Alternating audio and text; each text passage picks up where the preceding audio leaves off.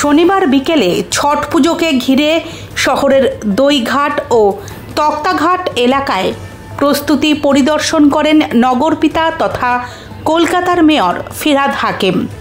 প্রতি বছরের মতো এবারও ছট পুজোকে কেন্দ্র করে কলকাতার বিভিন্ন গঙ্গার ঘাটগুলিতে ভক্তদের ব্যাপক সমাগমের সম্ভাবনা থাকায় আগাম নিরাপত্তা ও পরিষ্কার পরিচ্ছন্নতার কাজের তদারকি করেন তিনি। মেয়রের সঙ্গে এদিন উপস্থিত ছিলেন পুরসভা ও প্রশাসনের ঊর্ধ্বতন আধিকারিকরা। তারা ঘাটের প্রতিটি অংশ ঘুরে দেখেন এবং দ্রুত কাজ শেষ করার নির্দেশ দেন। পাশাপাশি স্থানীয় কাউন্সিলর ও স্বেচ্ছাসেবক সংগঠনের সদস্যরাও প্রস্তুতির তদারকিতে অংশ নেন।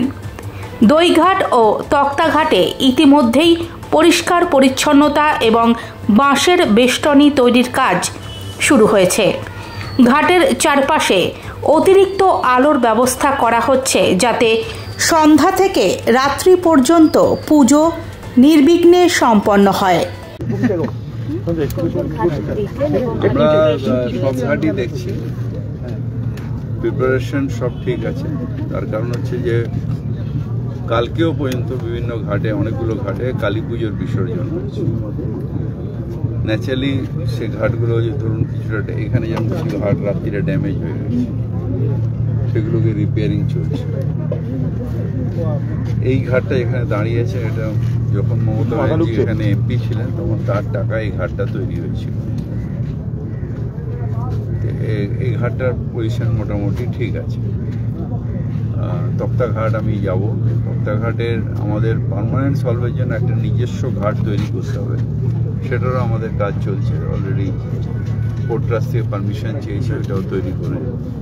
এখন যেখানে তক্তাঘাট ওখানে আমরা চেনিং করে দিচ্ছি যাতে যারা নামবে তারা যাতে ভেসে না বেরিয়ে, কারণ ওখানে ড্রয়িংয়ের মানে মাঝে মাঝেই ড্রয়িং হয়, যাতে এই অনুষ্ঠানের সময় না হয় ওই জন্য আমরা চেনিং করে দিচ্ছি। এইভাবে প্রত্যেকটা ঘাট আমরা দেখে নিচ্ছি যেখানে যেটা দরকার হবে করা, এবং পর্যাপ্ত পরিমাণে লাইট এবং মাইকিংয়ের ব্যবস্থা এটা আমরা করছি। পুলিশ মাইকিং করতে থাকবে। আর লাইট, যেহেতু কালকে রাত্রিবেলা আর পরশু দিন যেমন ভোর রাত্রি দুটোর সময় অন্ধকারের মধ্যেই মানুষে এই ছট পুজো করবেন, পুজো আচ্ছায় থাকবেন, সুতরাং তাদের যাতে সুরক্ষা থাকে, পর্যাপ্ত লাইট, রাস্তাগুলো ঠিক করে যেখানে ডন্ডি কাটতে কাটতে আসবেন সেই রাস্তাগুলোকে ঠিক রাখা, পর্যাপ্ত জল যাতে সেসব রাস্তায় থাকে যাতে মানুষের কষ্ট না হয়, এই অ্যারেঞ্জমেন্টগুলো আমরা কলকাতা কর্পোরেশন থেকে করছি। এবং ওই পাশেও ভেহিকেল, পুলিশ ভেহিকেলস মানে নৌকা থাকবে যাতে কোনো রকম অঘটন না ঘটে, এত কিছু প্রিকশন নেওয়া হচ্ছে। উলুবেড়িয়ার পর ইসলামপুরে একটা ভিডিও ভাইরাল হয়েছে, কানাইয়া আগরওয়াল তৃণমূল নেতা, সে কি দাদাগিরি করছেন, আজকে ধমক চমক দিচ্ছেন, ব্যবস্থা নেবেন? এটা আমি জানি না কি হয়েছে, কারণ ভিডিও ভাইরাল থেকে বাস্তব কিছু বয়ে যায় না। যদি পার্টির কাছে বাস্তব কিছু আসে তখন নিশ্চিতভাবে মমতা ব্যানার্জি, অভিষেক ব্যানার্জি তারা নিশ্চিতভাবে ব্যবস্থা নেবেন, কারণ আমাদের দল কোনো রকম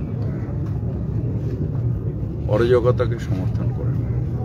সেটা হচ্ছে যে আগে সুকান্ত মজুমদার এবং শুভেন্দু অধিকারী তারা গঙ্গারামপুরে সভা করেছে, সেই মঞ্চ থেকে সুকান্ত মজুমদার বলছে এসআইআর নিয়ে ওরা ভয় পাচ্ছে না, তৃণমূল ভয় পাচ্ছে। বাংলাদেশ থেকে যদি কোনো মুসলিম এসে থাকে তাদেরকে এখানে নাম রাখা উচিত। ভারতীয় মুসলমানরা আছেন, থাকবেন।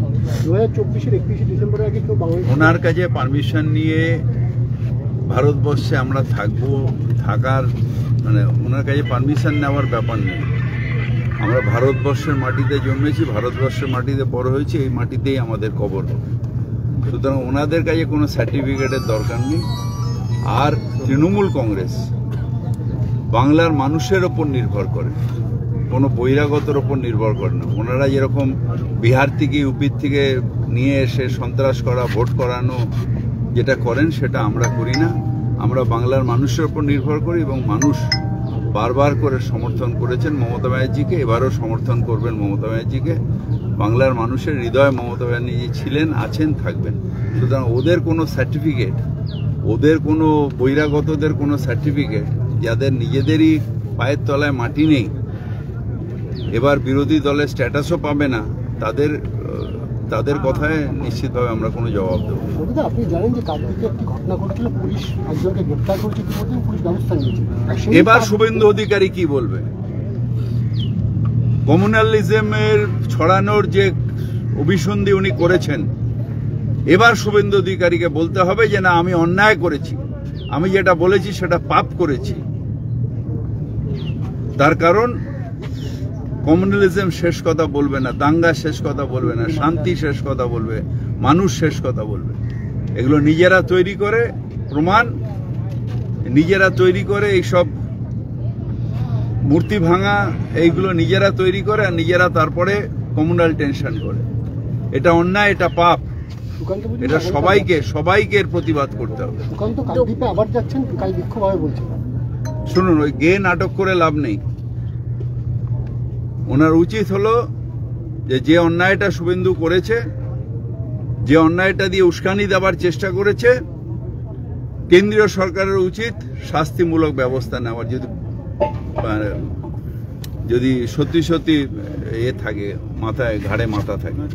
দক্ষিণ দিনাজপুরকে বঞ্চিত করা হচ্ছে এমনটাই বলছেন শুভেন্দু অধিকারী। ওরা কি বলছে না বলছে কিছু, কি বলছে না বলছে কিছু না। মমতা ব্যানার্জির মমতা ব্যানার্জি যতদিন চিফ মিনিস্টার আছেন কোথাও কেউ বঞ্চিত হয়নি।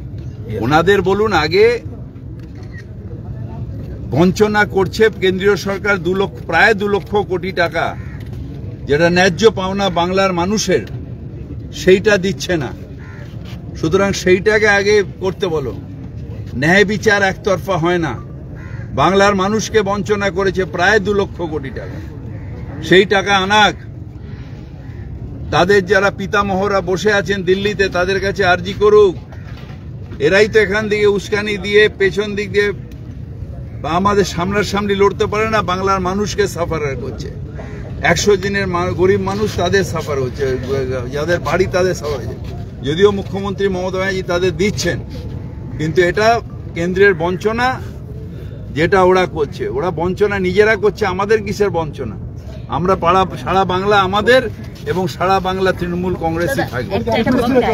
শুভেন্দু বলছে যে রাজ্য থেকে তৃণমূলকে উৎখাত করতে হবে, রাজ্যকে বাঁচানো যাবে না, এবং বলছেন পুলিশ মন্ত্রী হিসেবে নিজে কি আগে করেছে? আগে কি উনি নিজেই করতেন নাকি?